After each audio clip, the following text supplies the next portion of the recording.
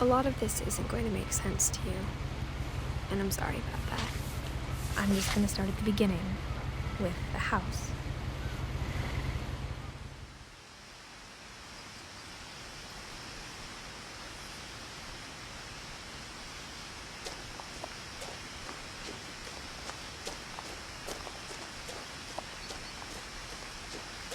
I lived here until I was 11, but I wasn't allowed inside half the rooms.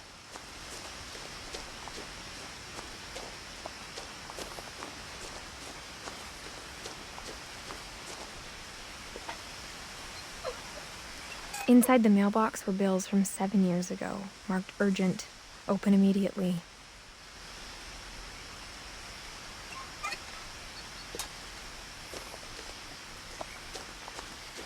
I hadn't been back since my brother Lewis's funeral.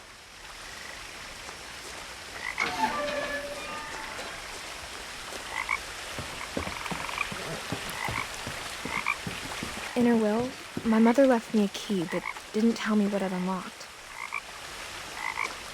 Maybe she thought I'd know, or she thought that the mystery would be enough to bring me back.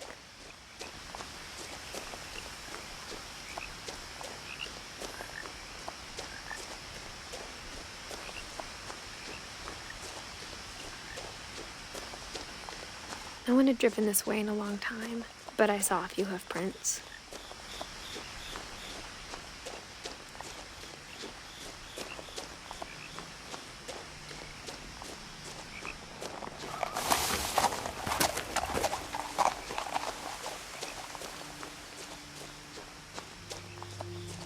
The truth is, even after I inherited the house, I never thought I'd come back to it.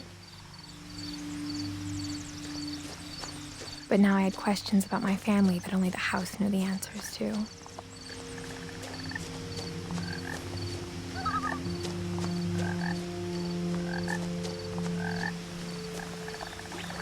The house was exactly like I remembered it, the way I'd been dreaming about it.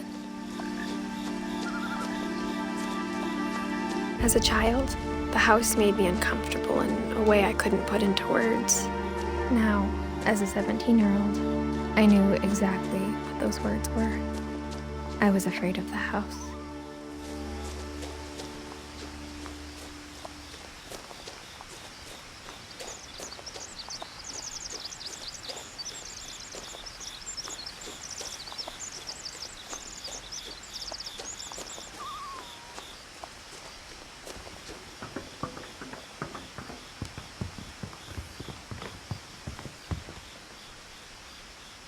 I hoped the key might unlock the front door.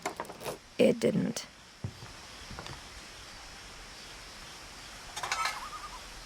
Looking in, I felt like the house itself had been waiting for me.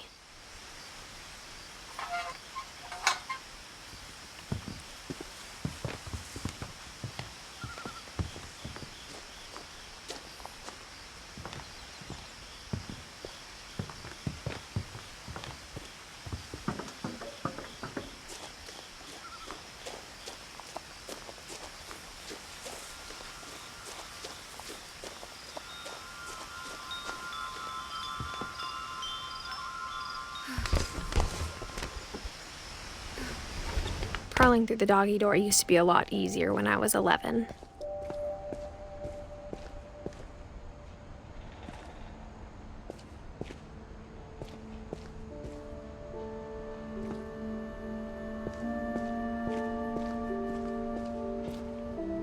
The power had been turned off the night we left.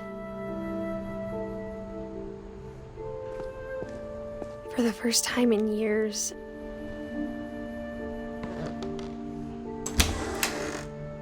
I felt like I was home.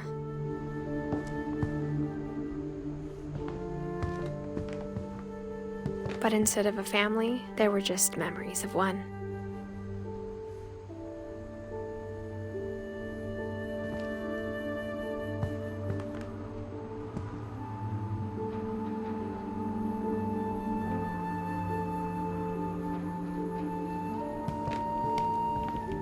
Like how only one restaurant would deliver to our house, so we had Chinese a lot.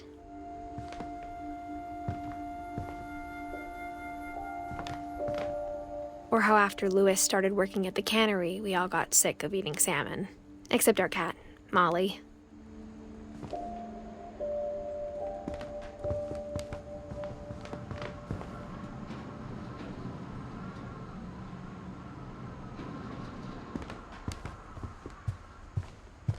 The table was still a wreck from the night we left.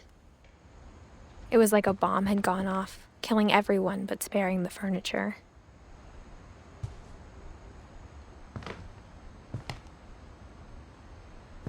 Nothing in the house looked abnormal. There was just too much of it, like a smile with too many teeth.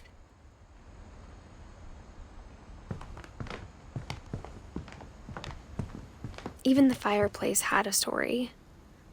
Edie told me the bricks came from the original house, after it sank.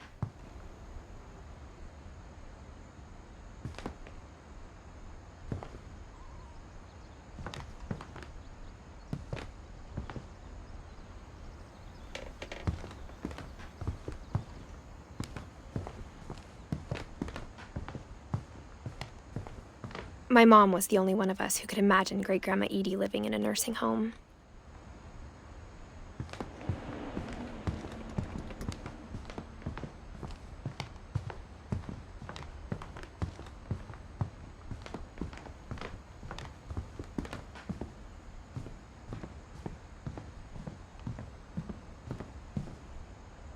My mom wasn't much of an optimist, but she never stopped believing that my brother Milton was alive.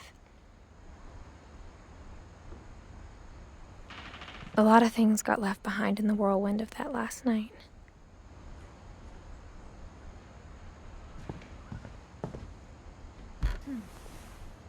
Edie told me once that every Finch who ever lived is buried somewhere in the library.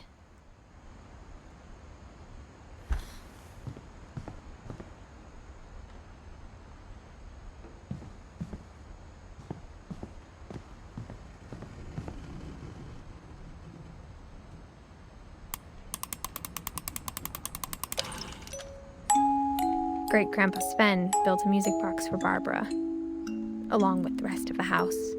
Mom always told me to stay out of the basement, so I wasn't too surprised when the key didn't fit.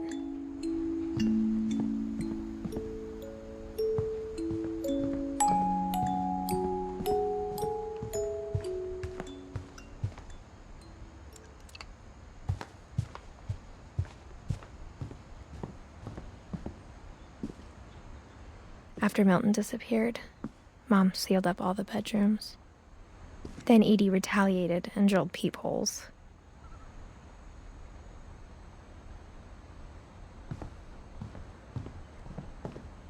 I spent a lot of time playing in Great Uncle Walter's room. I think my mom sometimes regretted not sealing it up. Louis told me there were secret passages, but I never believed him.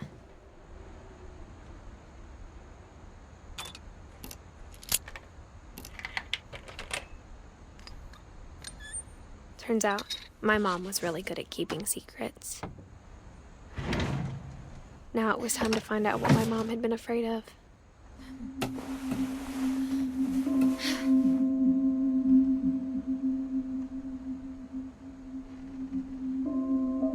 From the paintings on the wall, it was clear my brother Milton had been here before me. Reading this, maybe it sounds like I had a plan. But I had no idea what was behind that door.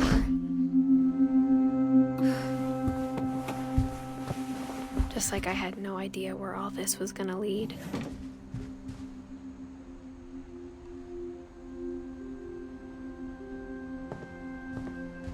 I grew up looking at Molly's room through the peephole.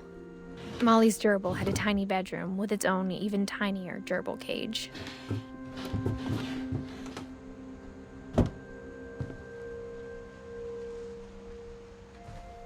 Being inside for the first time, I felt like I'd stepped behind a painting.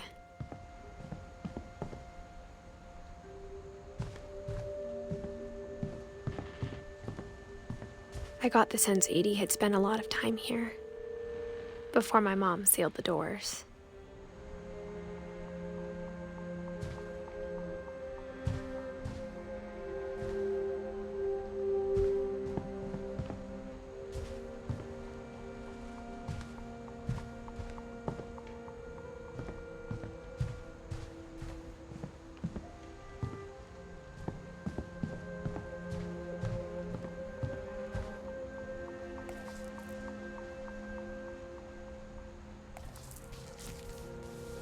December 13th, 1947.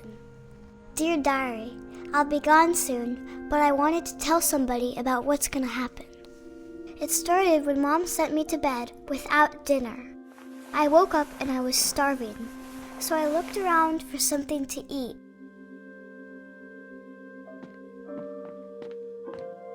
My Halloween candy was all gone.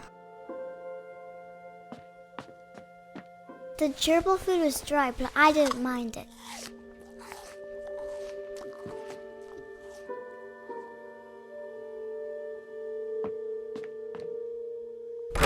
Mom, can I come out now? Sweetheart, it's late. Go to sleep.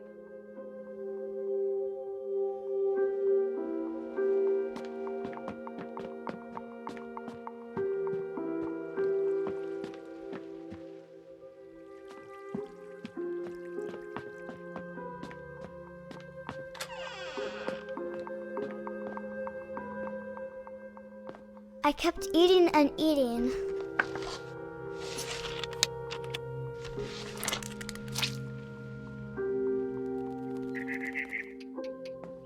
I ate a lot of things that night.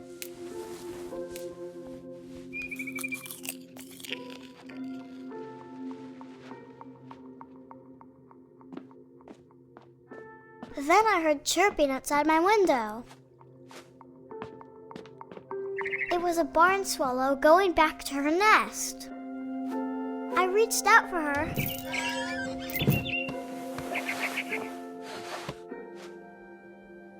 And suddenly, I was a cat.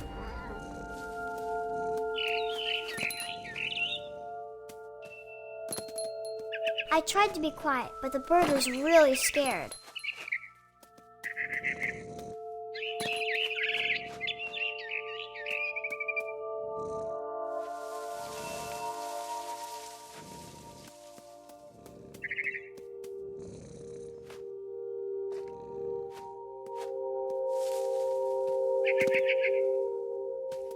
Mom and Dad didn't even look at me.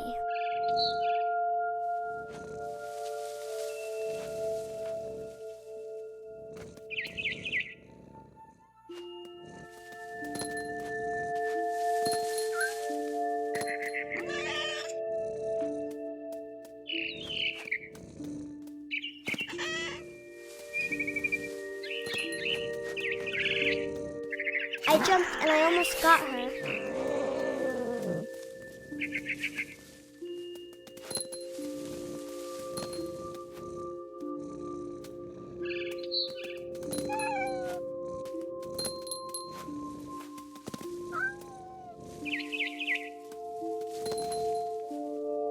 I could tell she was getting really tired. Now I was up in the big tree. I promised Dad I wouldn't climb it anymore. All I cared about was eating that mama bird.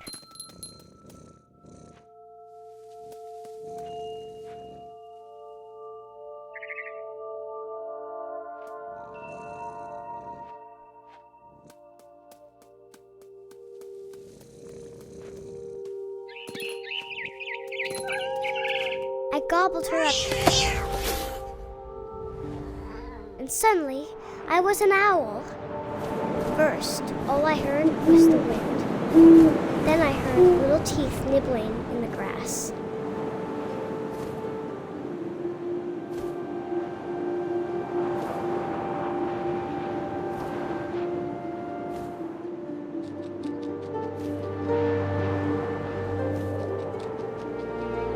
Rabbits.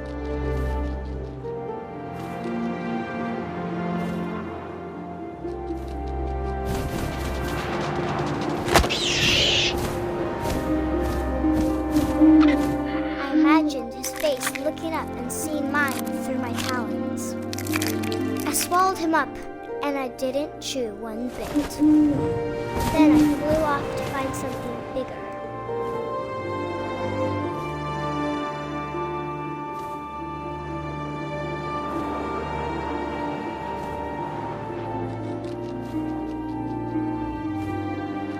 A mama rabbit.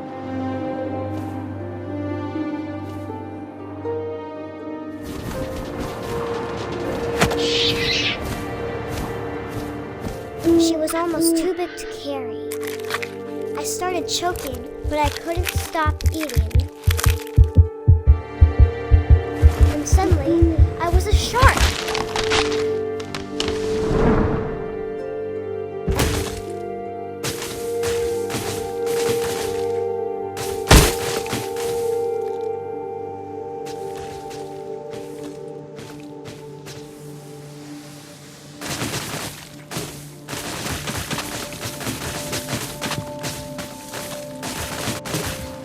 I rolled off a cliff and into the ocean. Now, I was hungrier than ever.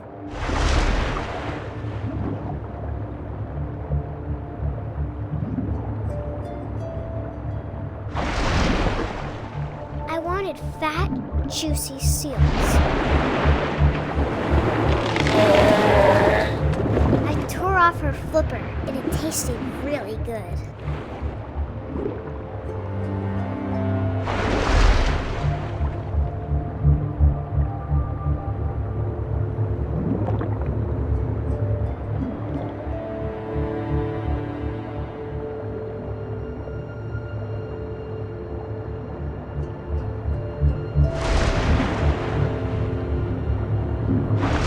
Grabbed on tight. When I was so hungry, I jumped out of the water. When I opened my eyes, everything had changed.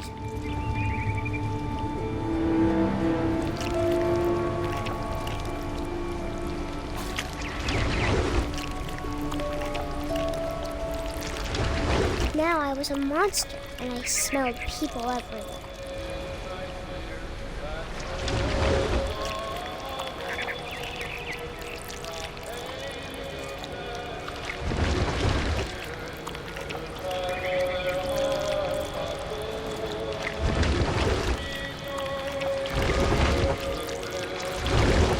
I was big, but I moved real quiet.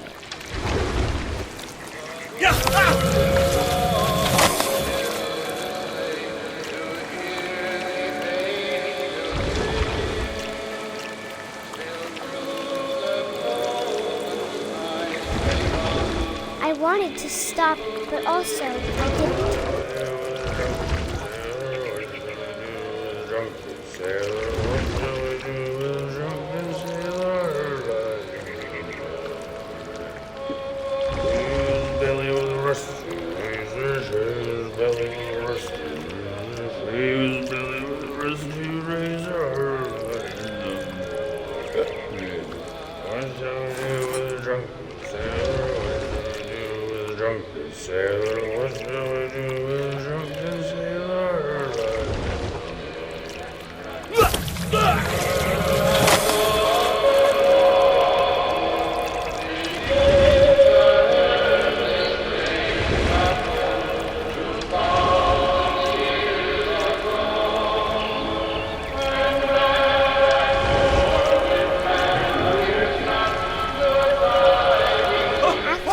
Passenger, I was still hungry. And across the water I smelled something new. Something I had to have, so I swam towards it.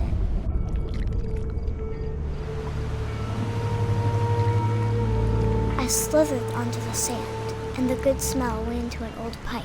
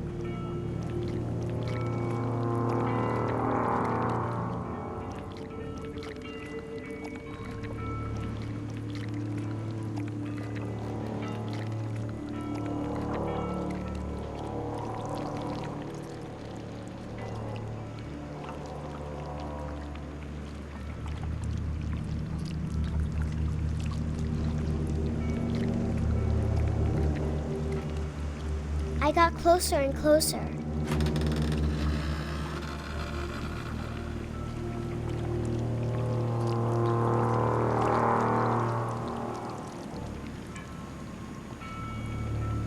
all of my stomach started growling. And suddenly, I was me again. I held my breath for a long time, but I couldn't hear anything. I think it's waiting for me to fall asleep. But it's not going to wait much longer. It needs to feed, and we both know I will be delicious.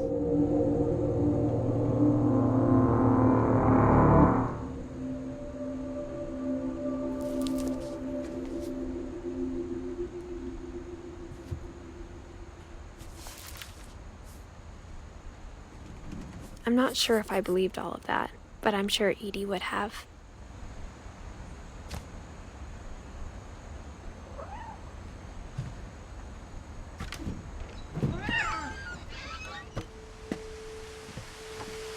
This will be obvious later, but my mom never told me any of these stories. Edie would have, but Mom didn't like bringing up the past. Though, when we adopted a stray kitten, she was the one who named it Molly. I spent a lot of time in Great-Grandma Edie's room. We got along, and it was a good place to hide from my mom. When Edie told people Sven was killed by a dragon, she could also have said he was building a dragon-shaped slide that collapsed. She could have, but she didn't. Edie gave a big interview about a mole man living under the Finch house. My mom was furious. I hadn't thought of myself as Edith Jr. for a long, long time. Even in your 90s, sometimes Edie seemed a lot younger than my mother.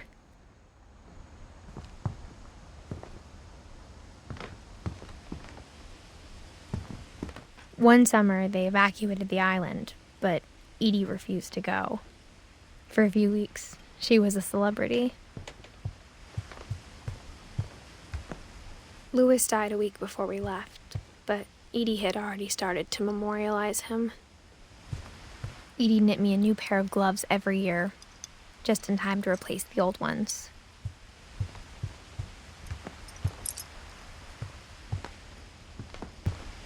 Her room was like a museum. For 500 years, the Finches have been famous throughout Norway for their fortune and misfortune. Odin Finch buries the latest victims of the family curse, his wife Ingeborg and their newborn son, Johan. On January 7th, 1937, he set sail with his family and his house, hoping to leave the curse behind. But 40-foot waves off the coast of Washington send the house and Odin to the bottom of the sea. Odin's daughter Edie, with husband Sven and baby Molly, step ashore on their new home, Orcas Island. Odin Finch is the first to be buried in the new family cemetery. His daughter Edie is already dreaming of a new Finch house.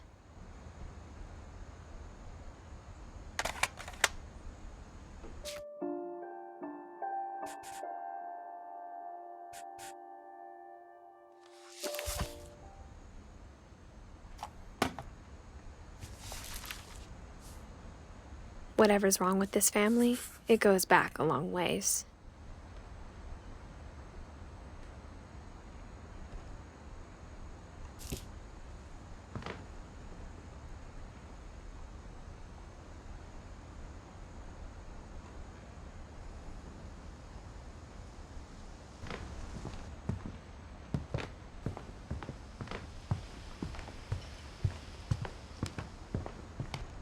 The only trace Grandpa Sam's first wife, Kay, left on the house was the pink bathroom.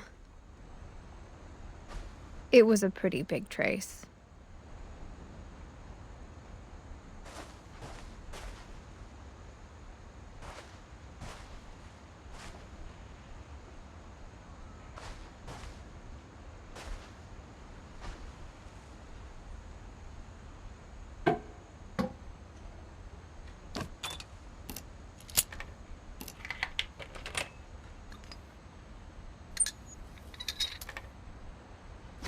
There's a secret in this bathroom. It's in the last place you would look. It isn't in the cupboard. It's hidden in this book.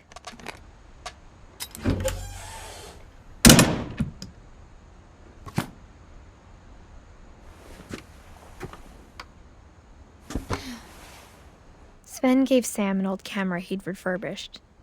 He never put it down.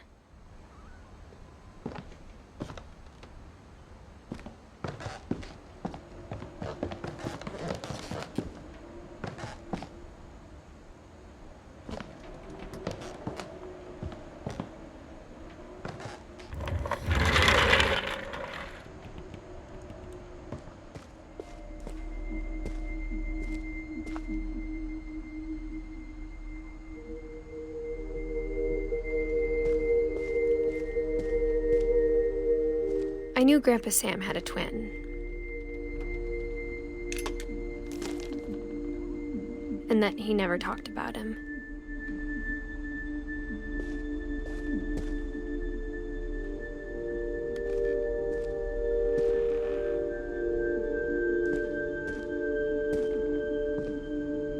I guess my grandpa didn't like history any more than my mom did.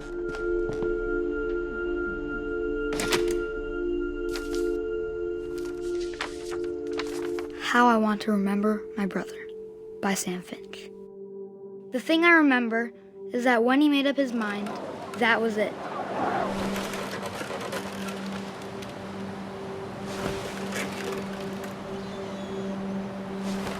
My brother said he'd die before he ate another mushroom, and he did. At Barbara's funeral, we swore we'd never be afraid again, and he wasn't. I think Calvin always wanted to fly.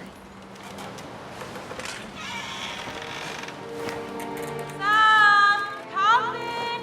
Dinner's ready! Coming!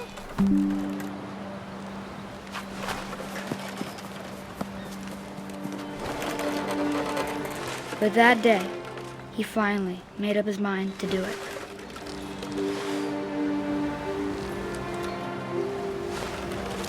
I told him going around was impossible. Maybe if I hadn't said that. Calvin! I'm not gonna tell you again! Maybe if the wind hadn't picked up. Then maybe he'd still be here. But I doubt. I think he'd already made up his mind. That's what I want to remember about my brother.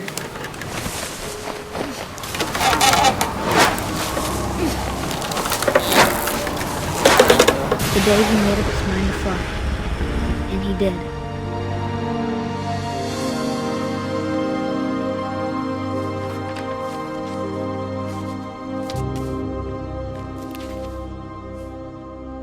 Calvin's story felt strangely familiar. When I was younger, I remember trying to do the exact same thing.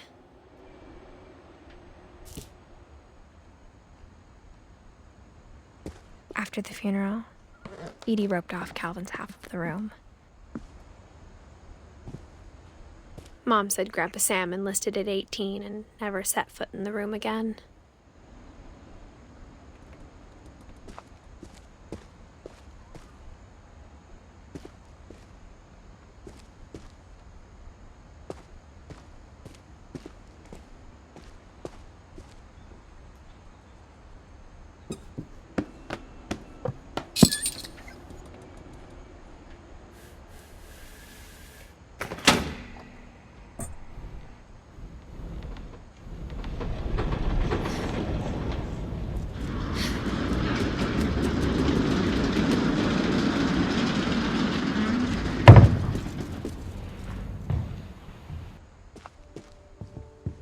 The passages were a pretty tight fit. They'd obviously been built for smaller hands and bellies.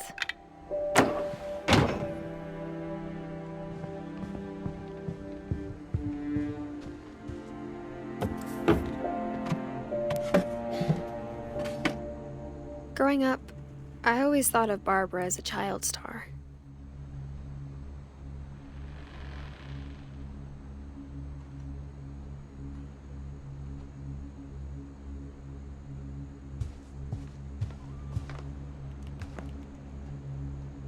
I never thought about how hard it must have been for her afterwards.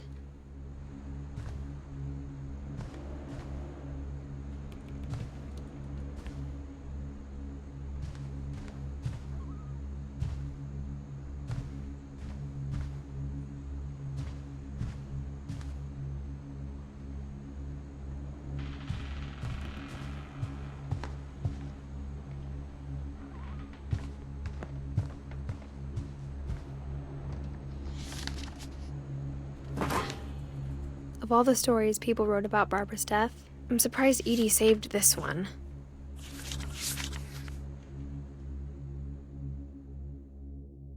Old Jack here with another ghastly tale inspired by America's most unfortunate family. I'm calling it The Surprise Ending of Barbara Finch. As a child star, Barbara was famous for her scream. Now at 16, she was all washed up, a has-been. But in a lucky break, she'd been asked to perform her signature scream at a local convention for monster movie fans. It was just the boost her career needed. Unfortunately, her scream hadn't aged well. Getting better. I think you just need the right motivation. Her biggest fan and current boyfriend, Rick, was about to demonstrate when... Now that was a great scream. It was Barbara's father, Sven. He'd slipped into a table saw and had to be rushed to the emergency room. So Barbara got stuck babysitting her youngest brother, Walter. Her convention comeback was canceled. Okay, I'm hearing frustration, but I'm not hearing terror. What if I tried... A gang of hoodlums in Halloween masks have been terrorizing Orcas Island tonight. Police are urging residents to... That came from the basement. You're right! Also, I loved your delivery on that. Why is your basement door locked? Because my dad likes making puzzles and secret passages. There's a key hidden in the music box. The secret is to keep winding and winding until finally the key pops out. Thanks, babe. I'll be back in a sec. 20 minutes later, Rick hadn't returned. So Barbara went to look for him, right on cue. She reached for the music box. And as she wound the key, she listened for Rick, but the house was silent.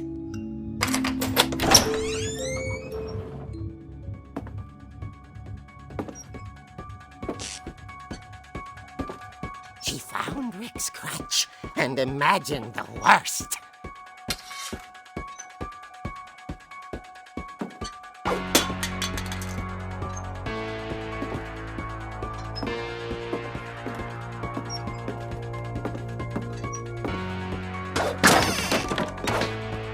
The gang's leader is the infamous Hookman killer, Dr. Carl Hamill, who impaled and then ate his family 10 years ago tonight.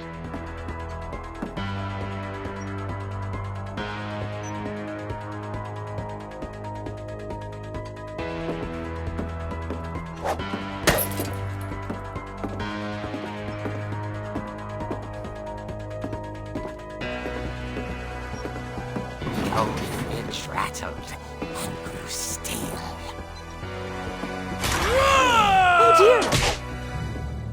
Oh! Rick? Barb, relax. I was just trying to scare you to help you find your scream. Well, I'm not scared, Rick.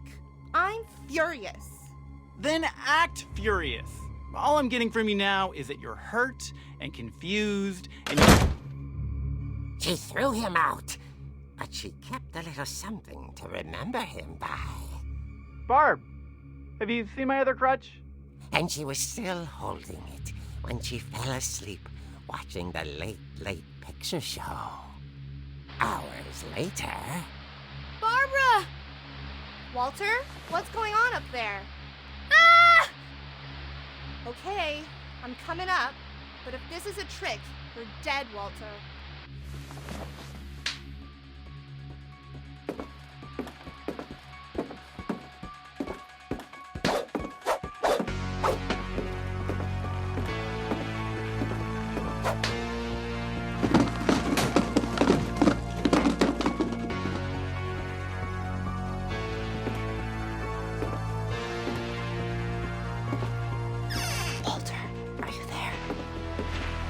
Walter had vanished, but his bedside radio was still on. Orcas Island police describe the man as 6 feet tall, with a steel hook for a hand. Residents are urged to lock all doors and windows and notify the police of any suspicious activity. Barbara turned, saw the hook man, and was speechless. He was quite smashing. And he only was. He couldn't get enough of Barbara. Okay, Barbara, there's gotta be another way out of here. That night, she played her part beautifully.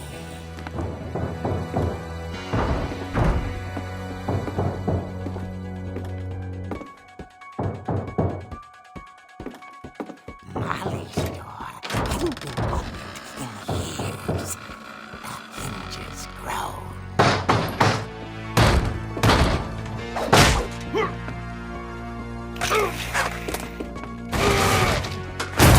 He wasn't moving, but she sensed the story might not be over yet.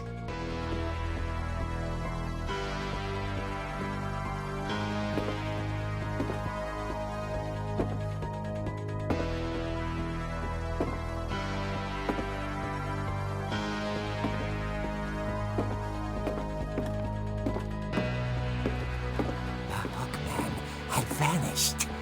She listened for his breathing, but all she heard was...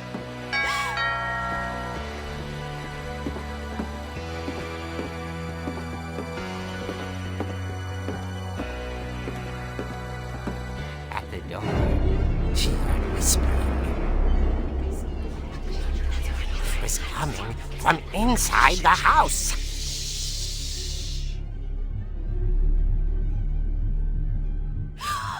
Oh dear. The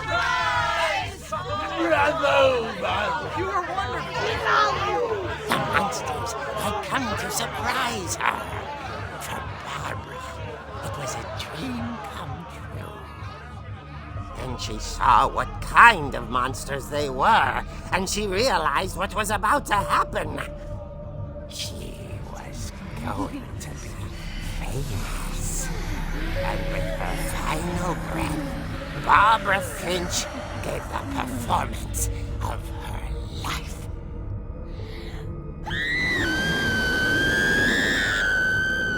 I wasn't there myself, but I hear Barbara was magnificent. Poor girl. She had a taste for stardom. But unfortunately, so did her fans. Of course, the police blamed it all on poor Rick, who disappeared the same night. And little Walter? Hiding under his bed the whole time. He took it all pretty hard, but that's another story. As for Barbara, tucked inside the music box was all they ever found of her. Her ear. Now that's what I call a real eerie tale.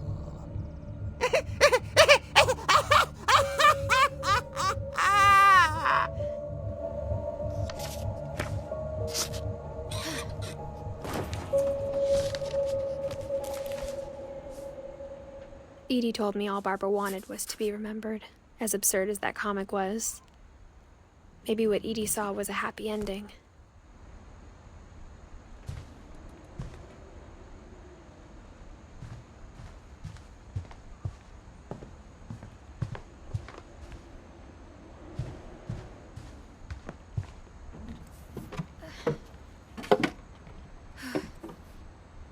I guess now I know why Mom didn't like me playing with the music box.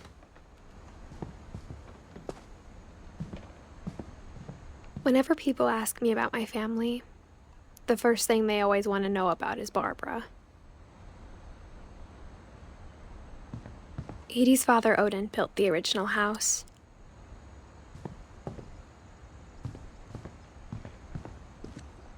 Mom must have locked the third floor stairs on the night we left.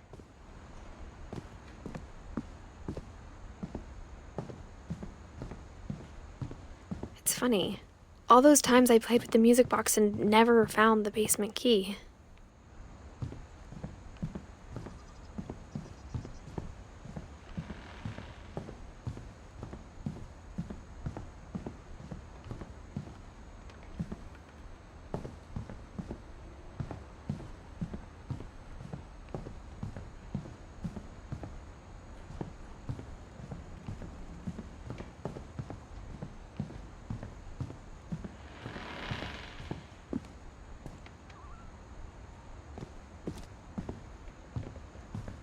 I wonder if that comic was right about there being a key inside the music box near the basement.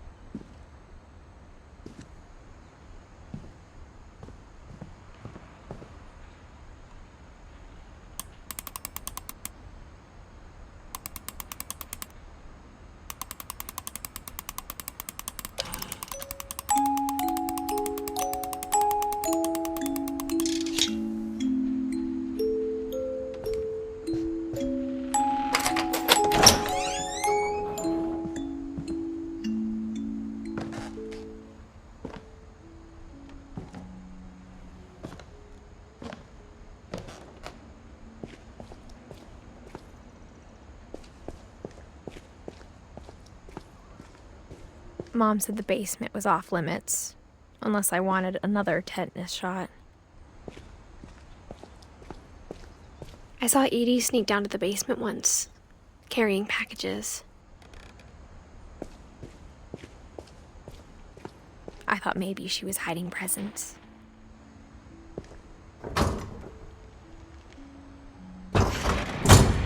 It turned out she was hiding a lot more than that.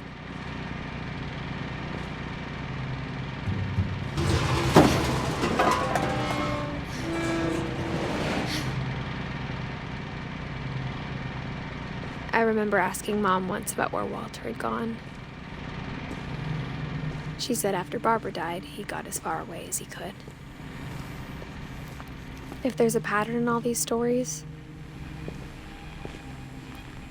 I think it's that none of us has gotten very far.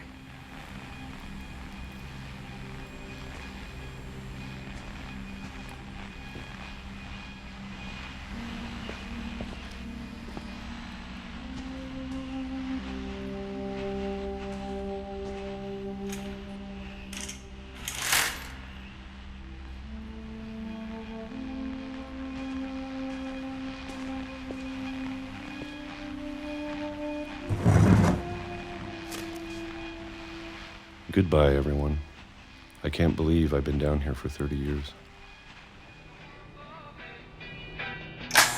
On that first day, after the shaking started, I didn't think I'd survive a week.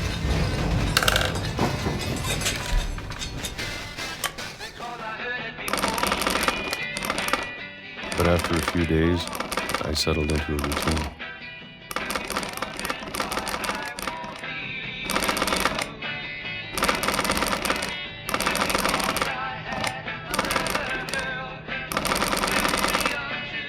That's what kept me sane.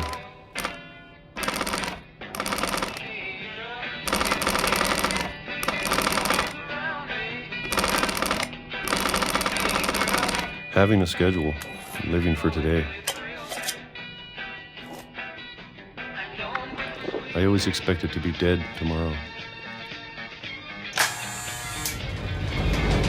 But if you wait long enough, you get used to anything.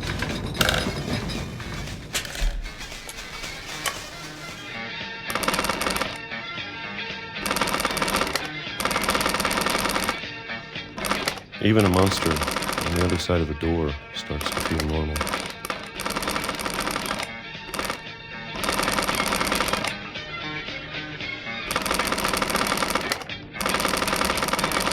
Almost friendly.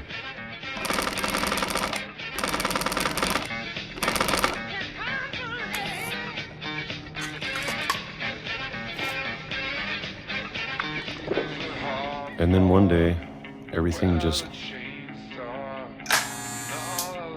stopped. Whatever that thing was, it was gone. Maybe it got tired of waiting. Or maybe I just got tired of being afraid.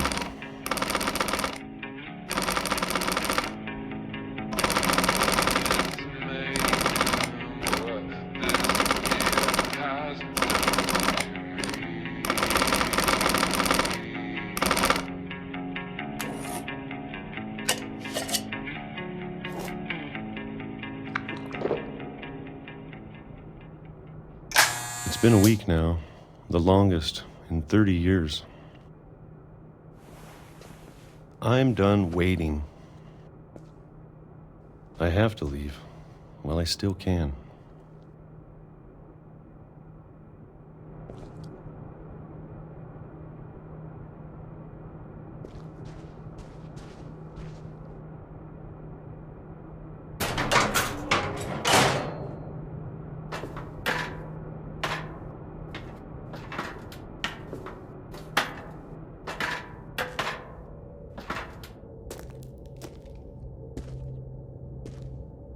I know it's out there somewhere.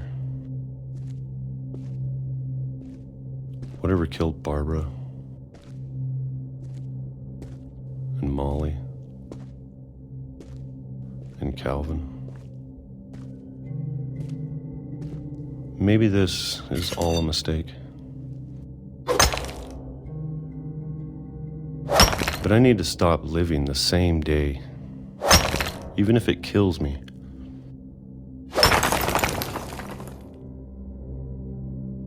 Whatever's out there, I want you to know I'm ready for it.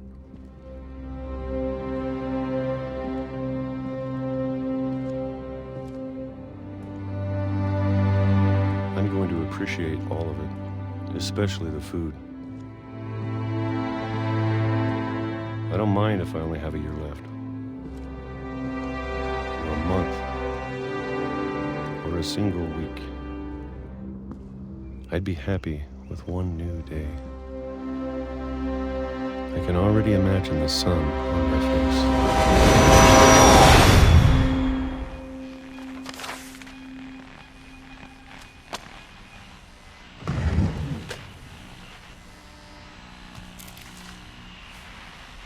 Walter died when I was 6. I can't believe my mom never told me he was down here.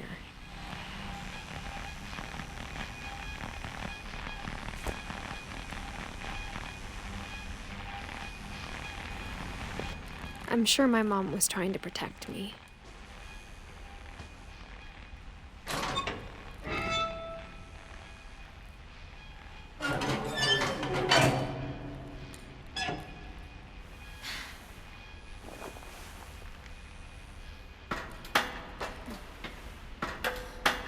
Maybe she was afraid I'd end up like Walter. But if she never told me about an uncle under the house, I can only imagine what else she was hiding. I don't want to make the same mistakes she made.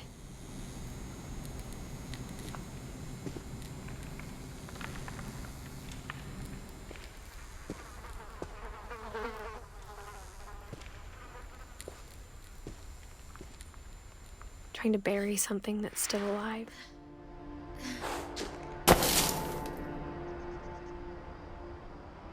Now that there's only one of us left, or maybe 2, I thought it was time I heard the stories for myself and found out what happened to everyone else. But now I'm worried the stories themselves might be the problem. Maybe we believed so much in a family curse we made it real.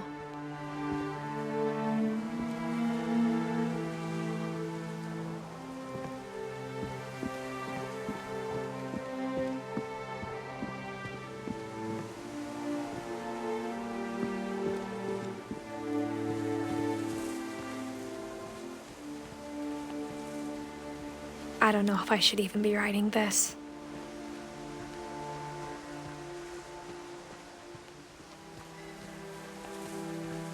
Maybe it'd be better if all this just died with me.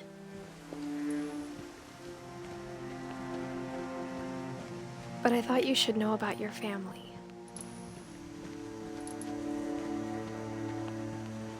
And the history you're a part of. Though to be honest, I feel as lost as you probably do right now.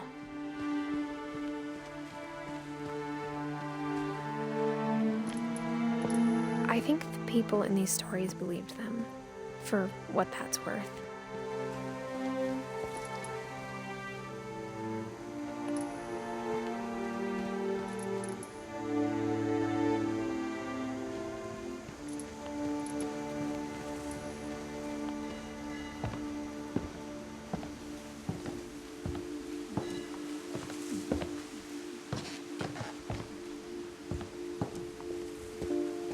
And when you look at the house, that history of imagination and stubbornness and madness, any of it seems possible.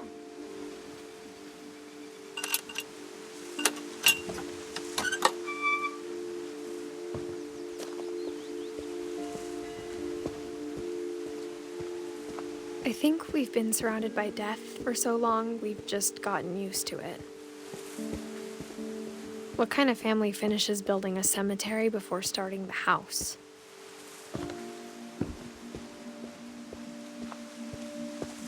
It's embarrassing for me to admit this, but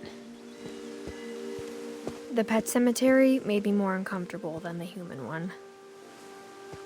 3 of the gerbils were mine, and 2 had been my fault.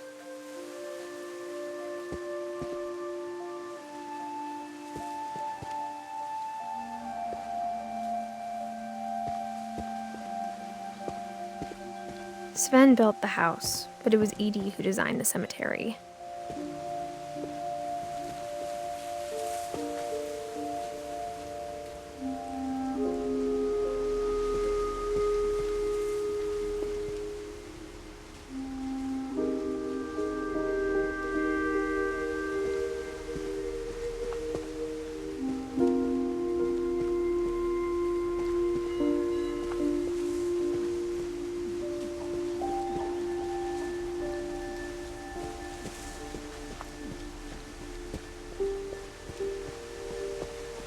I'm sure Odin's monument had been Edie's idea.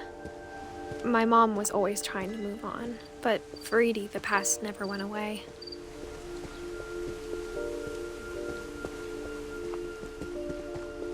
She could see it poking out of the water at low tide.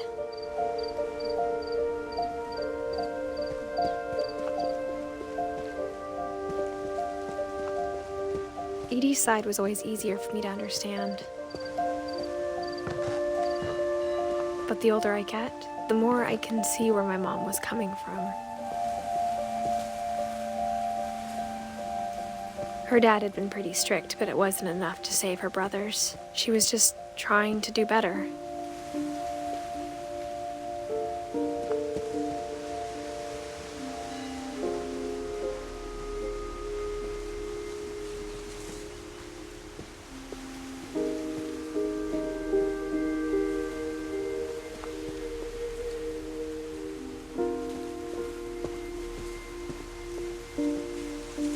She lost 2 of her brothers, just like I did. I get why she tried so hard to protect us.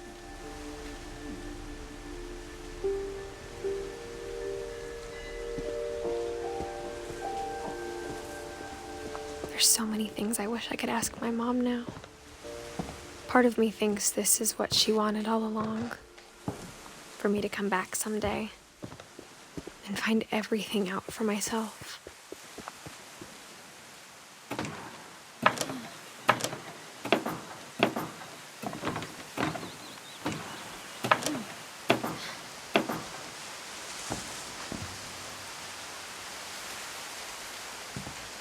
But looking back on it now, if she told me there was going to be so much climbing, I never would have come when I was 22 weeks pregnant.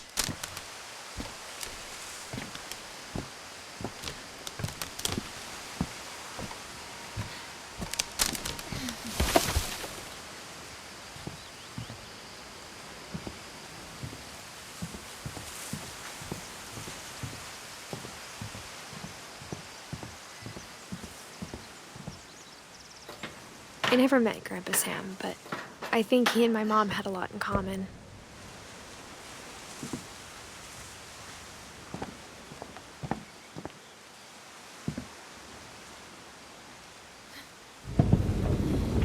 They were both pretty intense.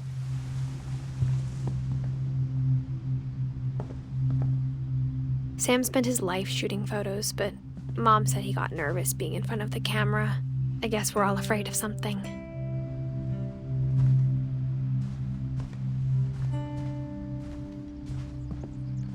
Instead of hiding from death, Sam seemed to go out of his way to meet it.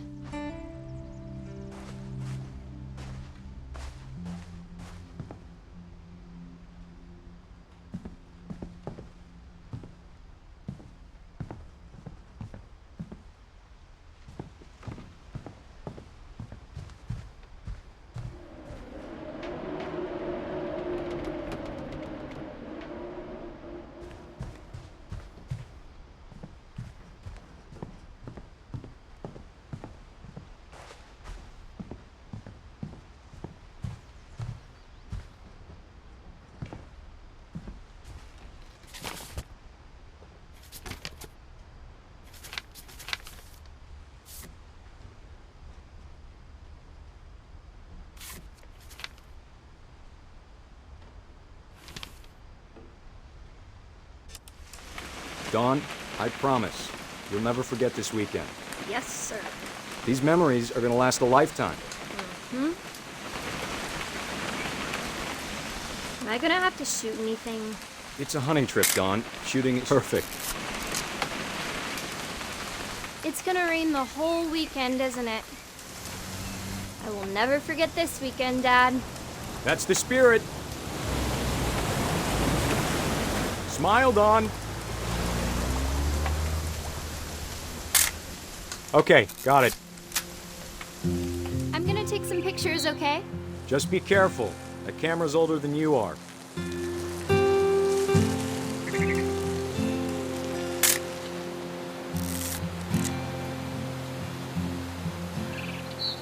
You're right, Dad. It's starting to clear up.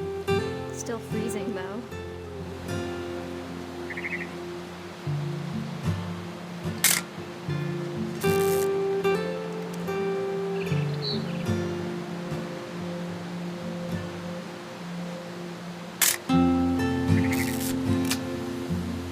Definitely should not have drunk all that coffee. Hold still while I take a picture of you. Hey! That's a keeper. Nothing quite like being outside. I'm just saying, I'm not always gonna be here, Dawn. You'll need to remember this stuff, if you want to survive. I'll be fine, Dad. You know who else thought he was gonna be fine? Some guy who died. Dawn, I'm being serious. I know, Dad. You're always serious. Doesn't being out here make you want to chill out? Well, to tell you the truth, I haven't been out here in 20 years.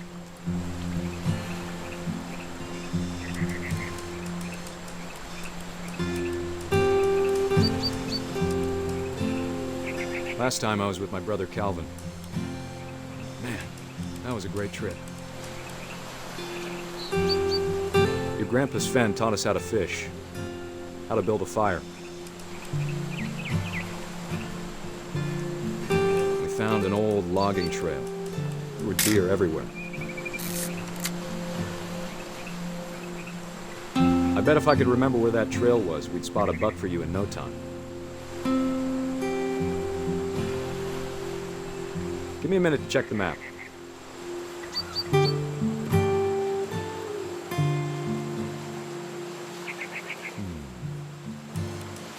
Dad! Good eyes, Dawn.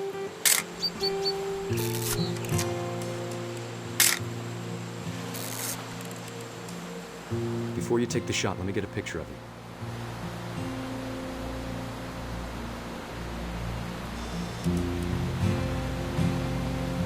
Dad, I... Just breathe. Let me get behind you. Do I have to do this? Dawn, you don't have to. Great shot, Dawn!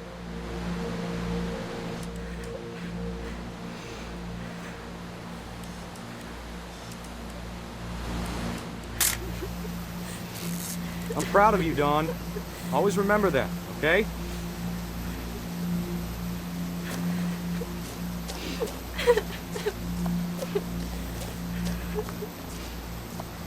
Sorry, Dawn, just gotta reset the timer.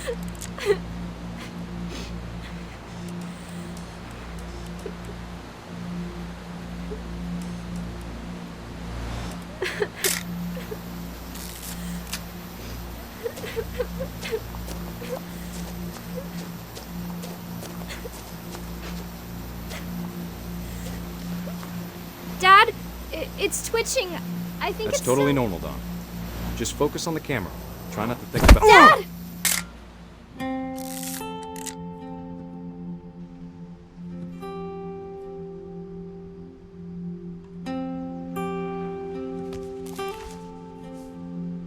Of all these stories, that's the one I wish most that my mom had told me.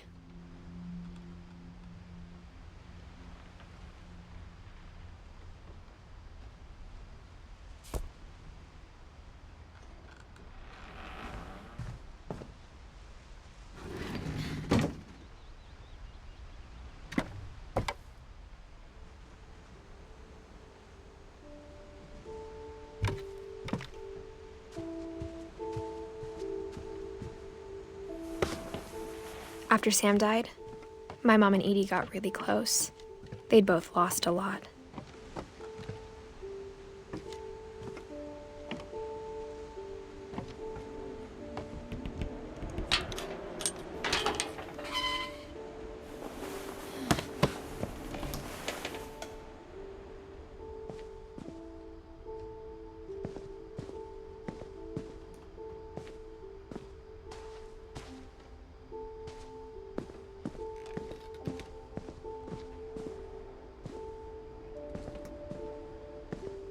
I can't imagine my mom ever writing poetry, and yet...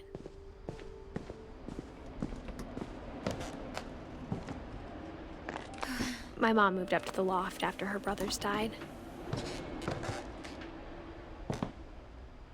At the time, it was as far away as she could get.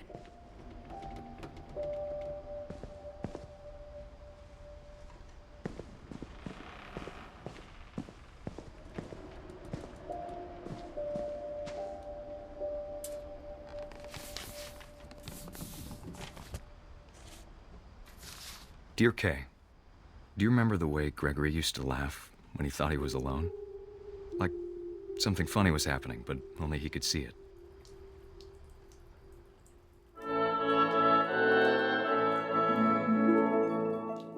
I think he saw things the rest of us don't.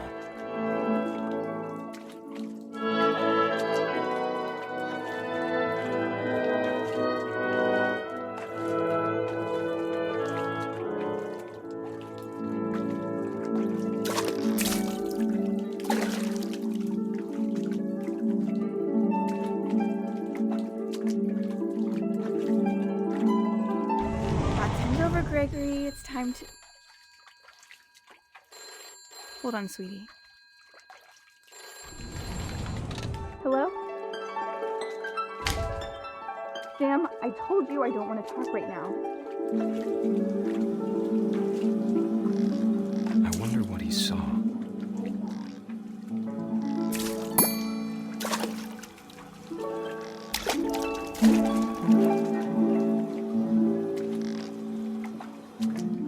What his world was like.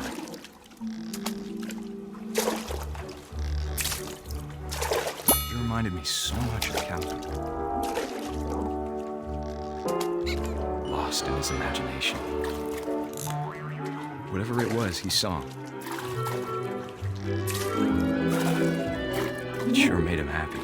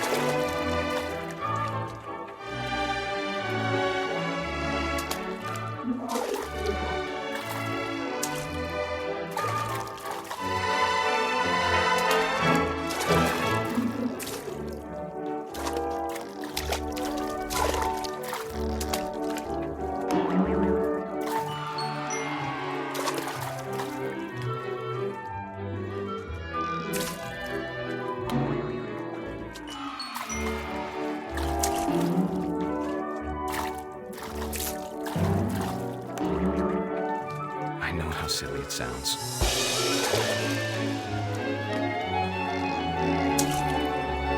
That I worried about a baby being too happy.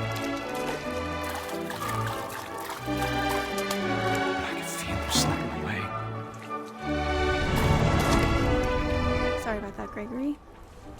I know you did everything you could. Maybe if I hadn't called that night. Damn it. Hold on, I don't want Gregory to hear this.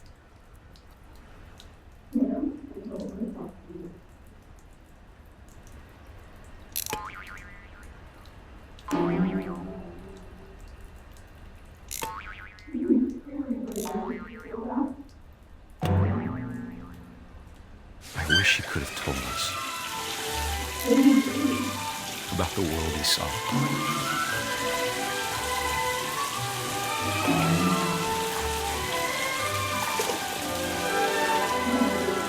There's so much I don't understand about Gregory, about everything.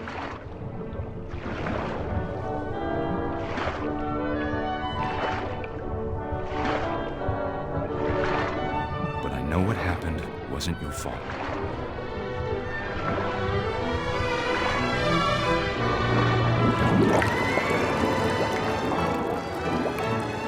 I'm sure he's happy. And he'd want you to be happy too. Good luck, Kay. Love, Sam.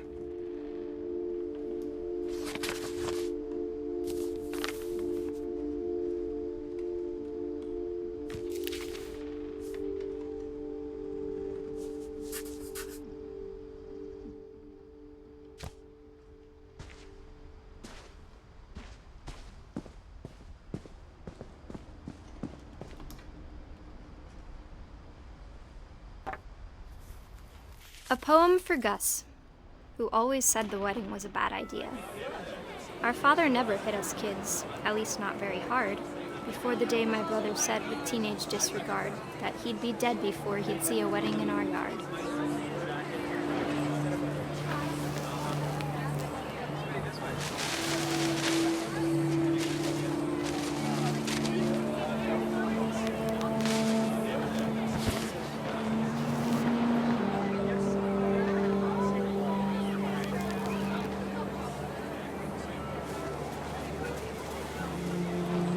My father made him come, of course, but Gus stood far apart, just flew his kite and bottled up the storm inside his heart.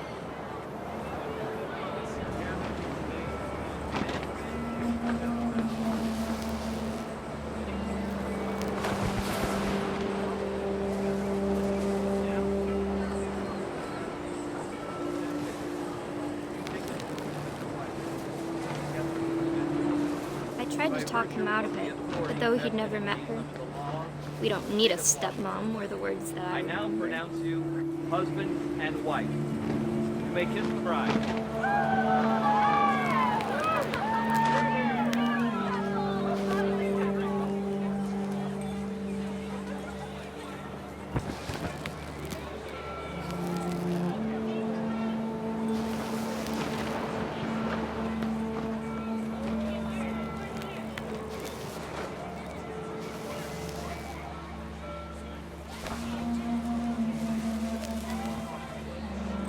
When the time for photos came, Dad ordered him to come here. But Gus declined, and as a sign held up his middle finger.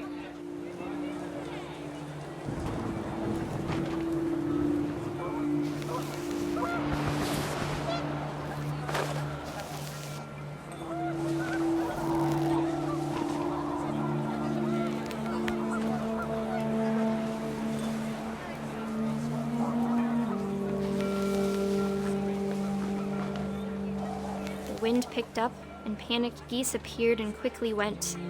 But all the humans did that day was go inside the tent.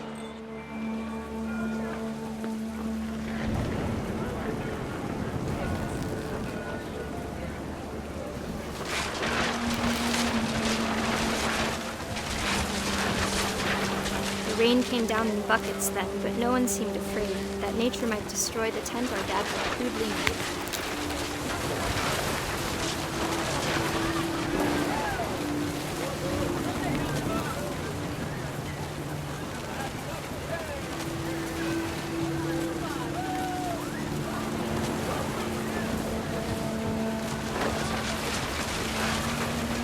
The thunder sounded much too close and full of angry power. But all my father said to this was, "Make the music louder."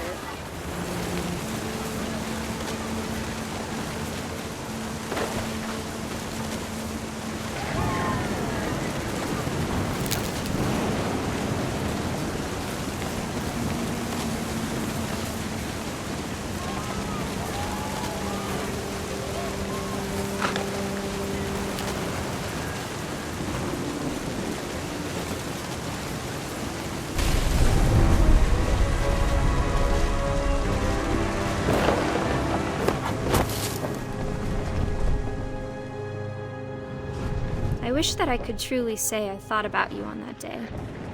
Out there on the beach alone, just you, the wind, the sea, and foam. But I didn't, until we found you.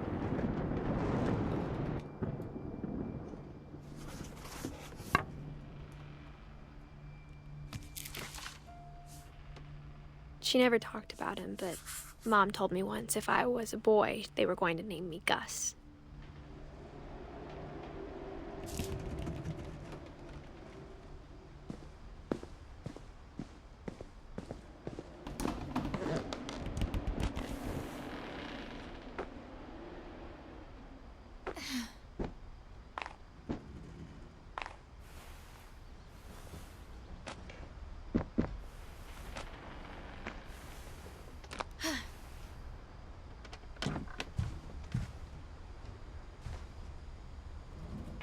My mom moved to India a week after graduation and got a job teaching English. Religion was another thing my mom never talked about, but I think it helped her a lot after her dad died.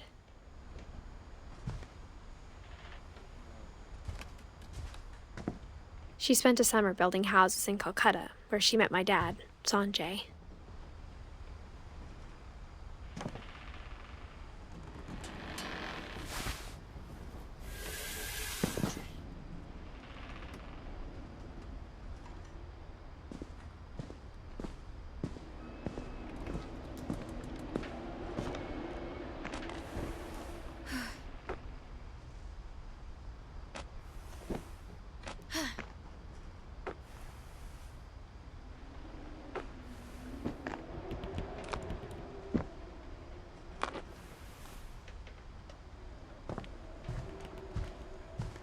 Louis was born a year later.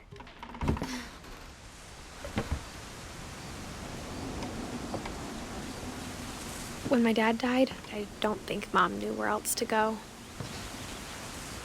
I'm sure Edie was happy to have her back.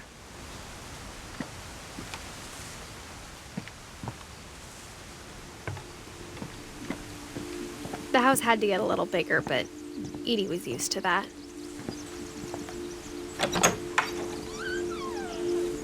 And for a while, things were good, almost normal.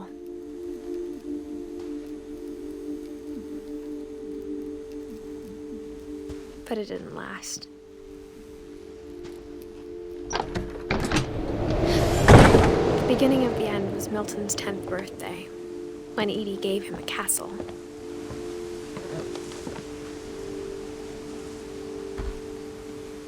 After Milton disappeared, the only thing he left behind was a room full of paintings.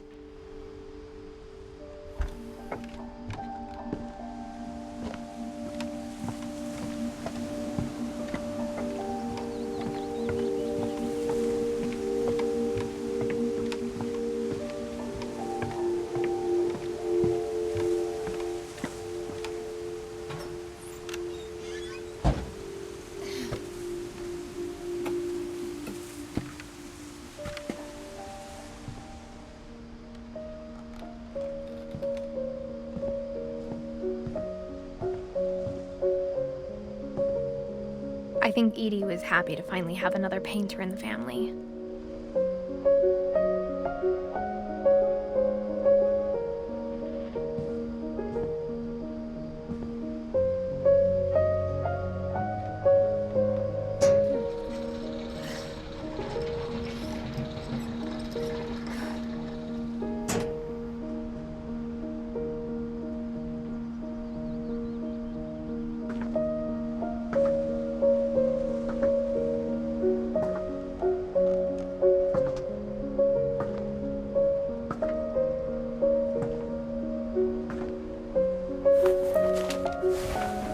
Milton Finch in The Magic Paintbrush.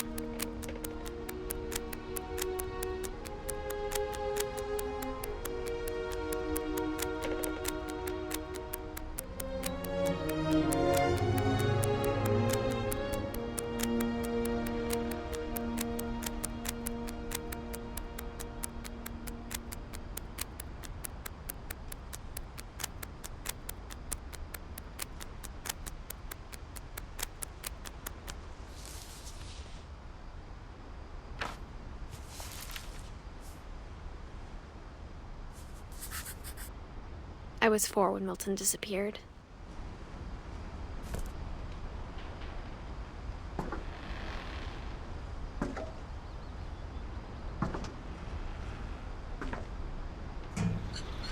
Mom spent months searching for my brother. Then she sealed the doors.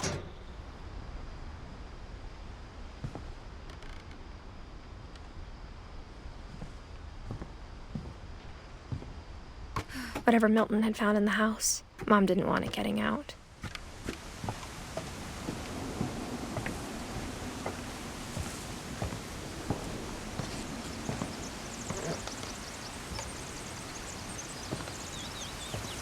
Mom definitely blamed Edie, but I think Louis blamed himself. After he graduated, he just spent more and more time in his room, until Mom got him a job at the cannery.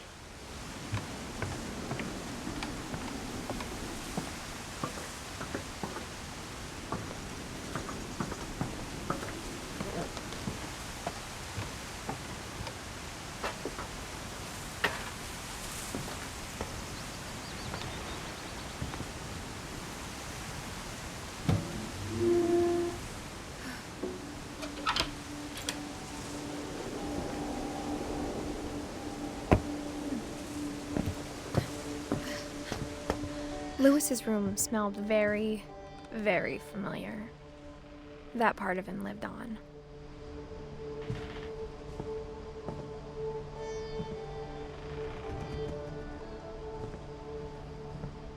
Louis and I spent a lot of time playing games together, but he was surprisingly bad at them.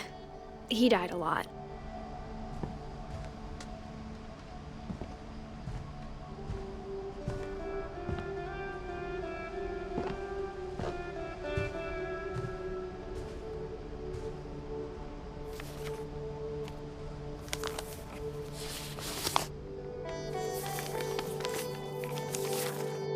Dear Mrs. Finch, as Louis's psychiatrist, I can understand your desire for an explanation. As I see it, the trouble began in January, shortly after we convinced your son to seek treatment for substance abuse. Newly sober, I believe Louis first noticed the monotony of his daily life.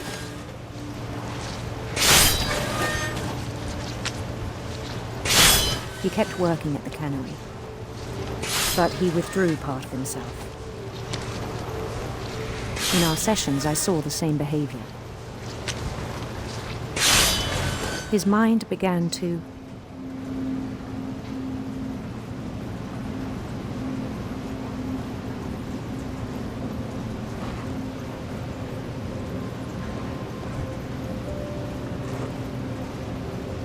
wander.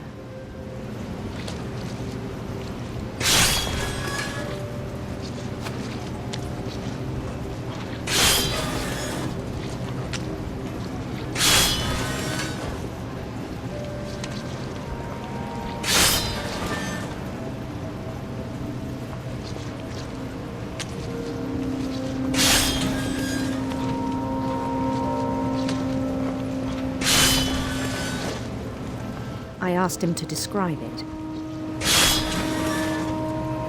He said he started small.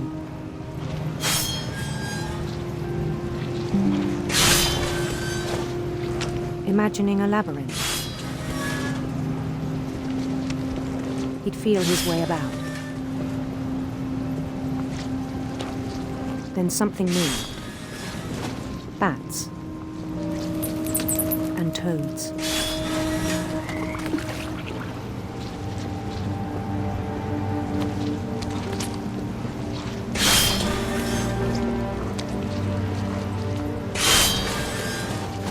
And things that have not names.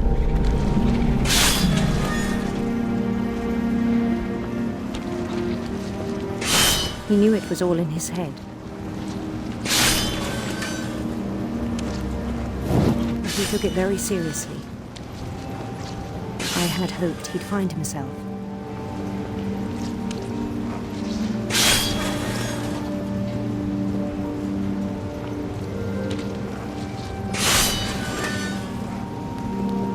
But he found something more.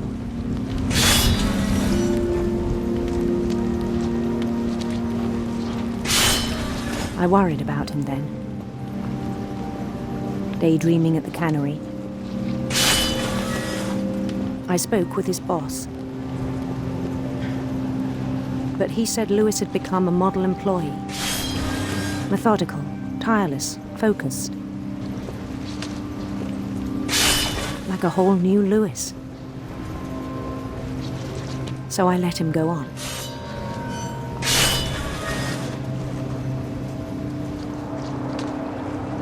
I even encouraged him. It seemed very promising at first.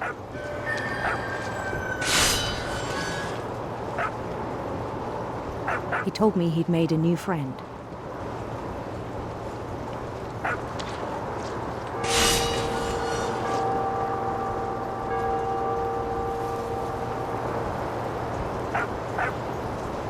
On the edge of a city he named Lewis Topia.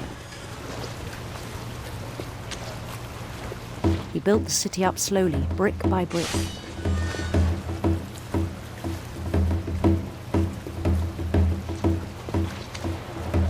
Then he made musicians.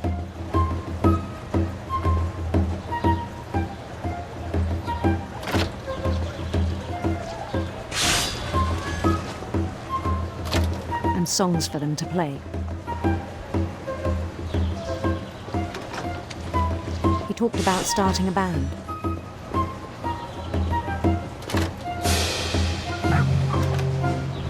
And he was always humming something. Every day his imagination grew stronger.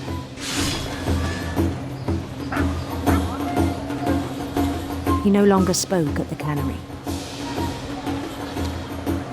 But his chopping was as reliable as ever. Then one day it struck him that all the cheering crowds, even the stones under his feet, were all in his imagination, so he could do whatever he wished.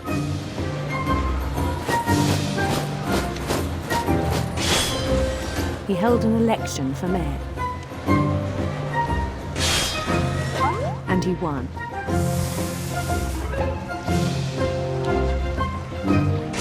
They begged him to stay, but his mind was already wandering. It became a game for him.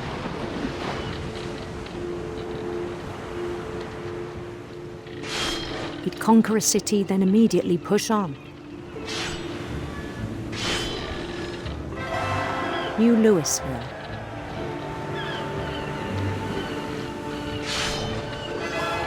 St. Louis. He started drifting away from our reality.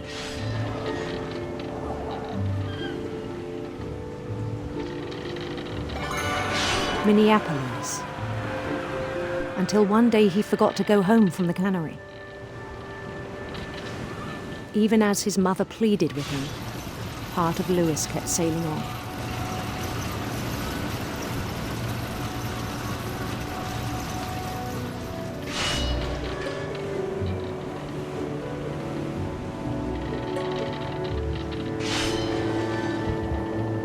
In Lewisburg, he heard rumors of a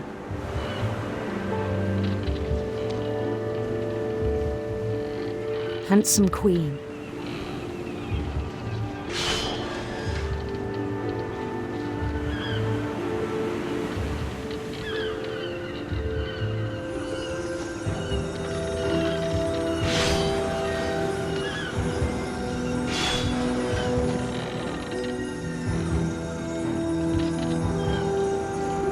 The queen was on her own quest for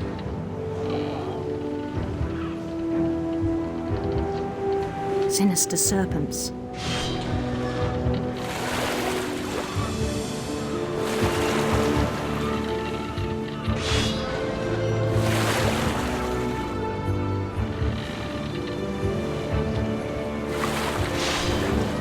He followed the sound of her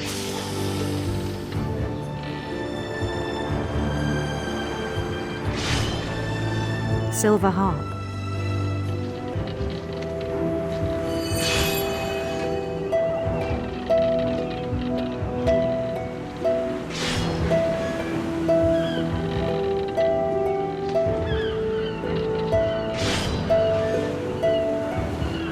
His chase led him to a golden palace east of the sun and west of the moon. Even then, his logic remained sound.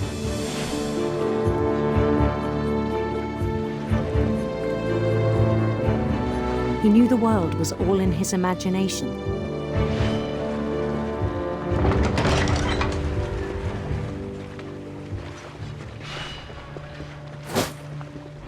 But he was so proud of having created it.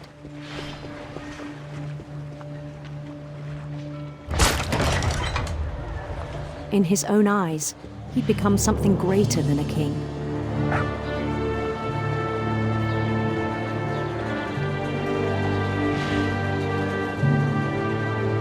For someone who'd never known success in the real world, I think it was overwhelming. And then it struck him that the real Lewis was not the one chopping salmon, but the one climbing the steps of a golden palace.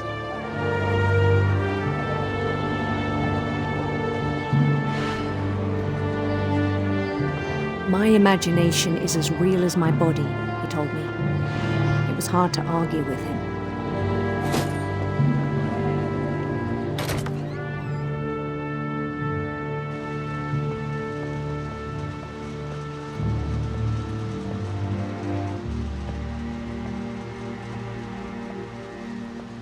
He began to forget the world we know.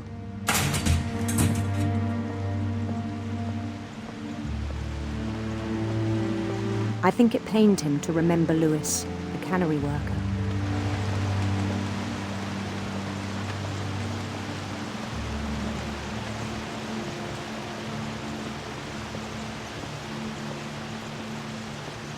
He began to despise the man with a royal contempt.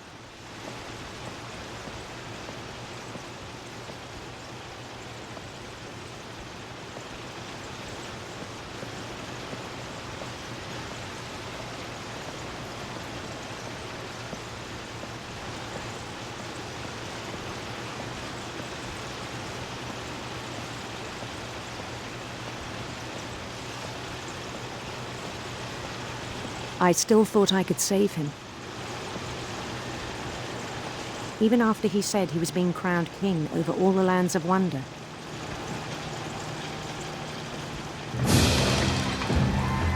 The palace would be packed with his companions.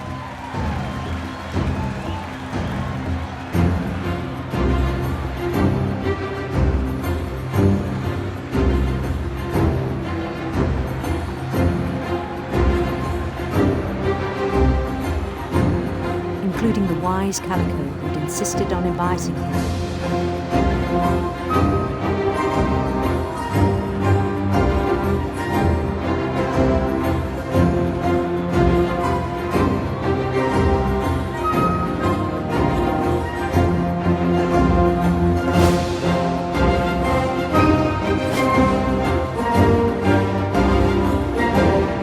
His queen waited, holding his crown.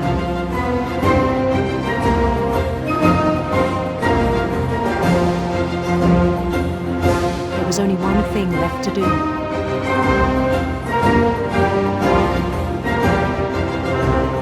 Bend down his head.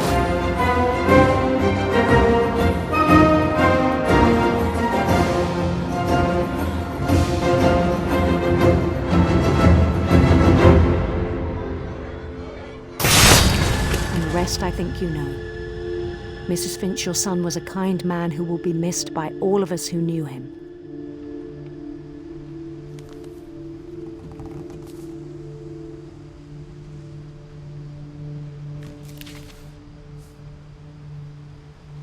My brother was really cool. I wish you could have met him.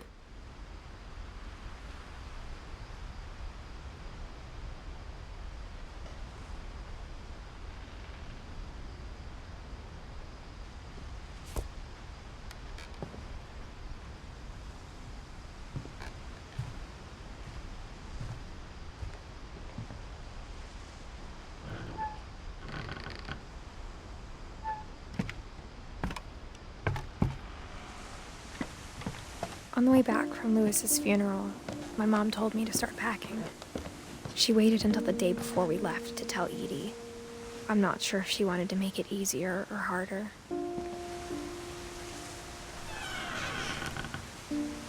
I wish we'd stayed. But I understand why we left.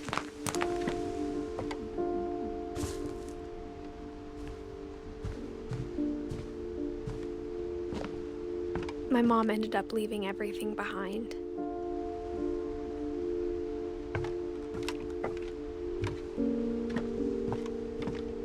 What happened that night had been coming for a long time.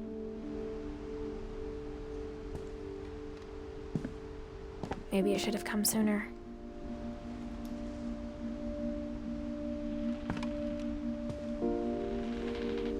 But it had to end one way or another. All that's left now is to tell you about that last night.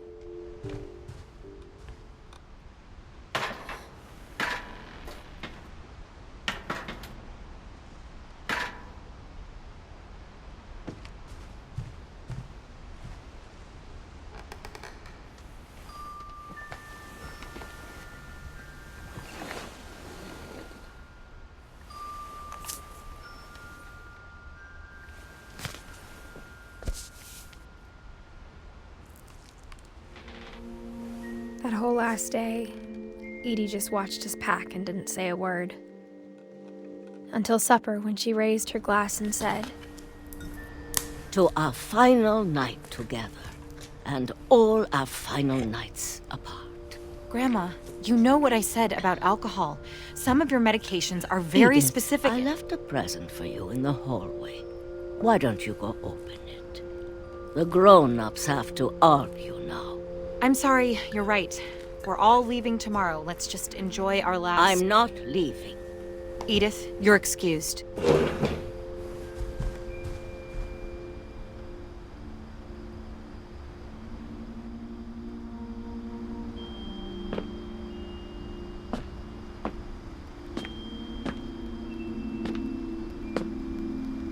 The power had been shut off that morning, but Edie always had plenty of candles. When my mom sealed the library, I don't think she knew about the other entrance. Or that Edie had a key to it.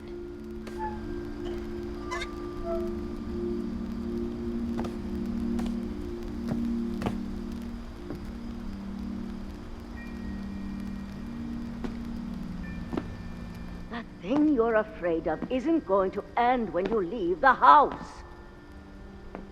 Edith has a right to know these stories. My children are dead because of your stories. I think it's best if Edith and I leave tonight. We'll have the nursing home send a van for you in the morning. Okay?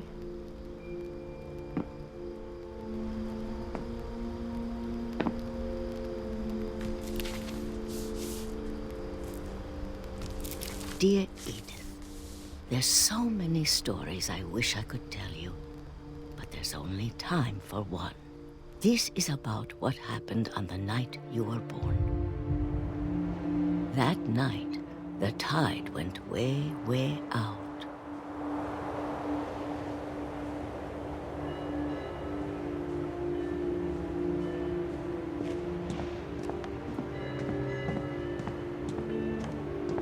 It was the first and last time I ever saw the old house aground.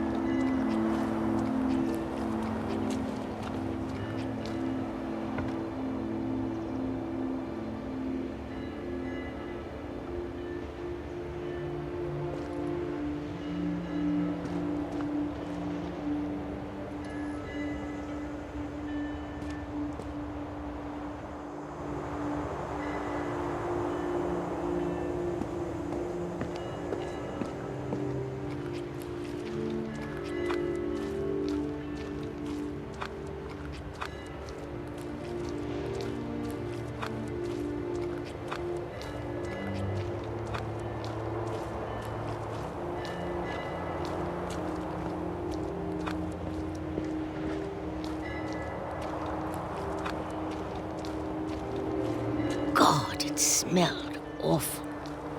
You know, I've seen that house every day of my life.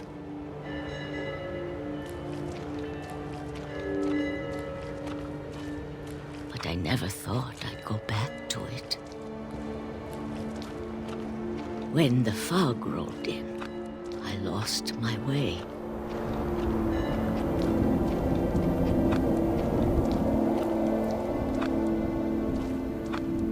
I got turned around.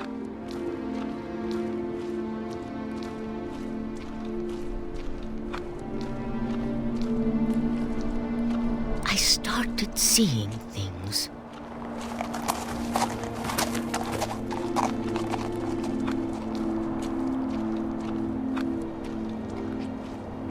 Things I'd forgotten had ever existed.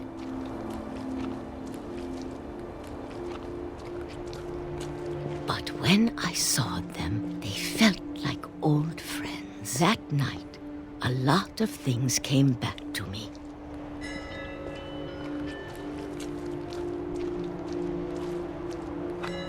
Or maybe I came back to them.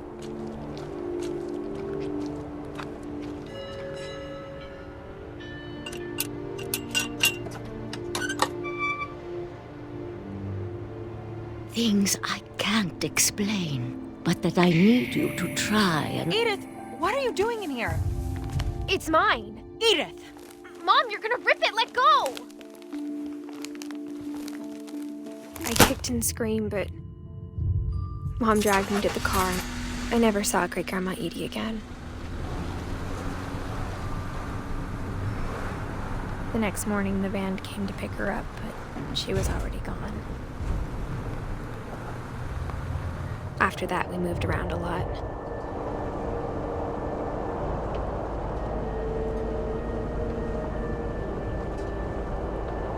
We both tried to make the best of it.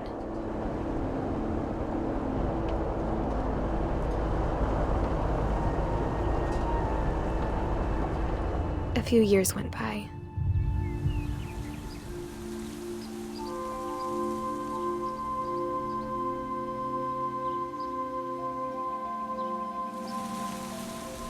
My mom didn't like to talk about it, but she started getting sick a lot. The rest happened pretty quickly. She got better for a while,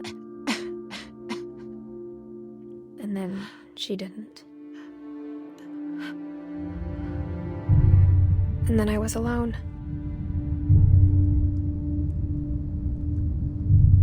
The last Finch left alive.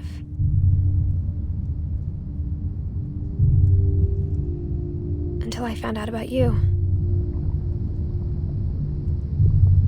I'm still not sure what to tell you about all this. If we lived forever, maybe we'd have time to understand things. But as it is, I think the best we can do is try to open our eyes.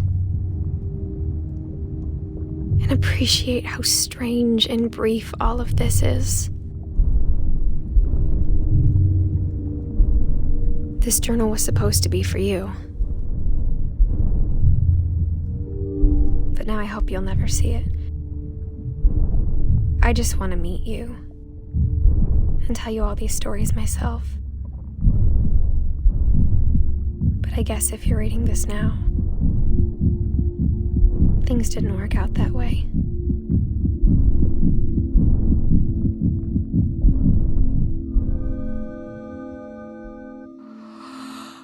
This is where your story begins. I'm sorry I won't be there to see it. It's a lot to ask, but I don't want you to be sad that I'm gone. I want you to be amazed that any of us ever had a chance to be here at all. Good luck.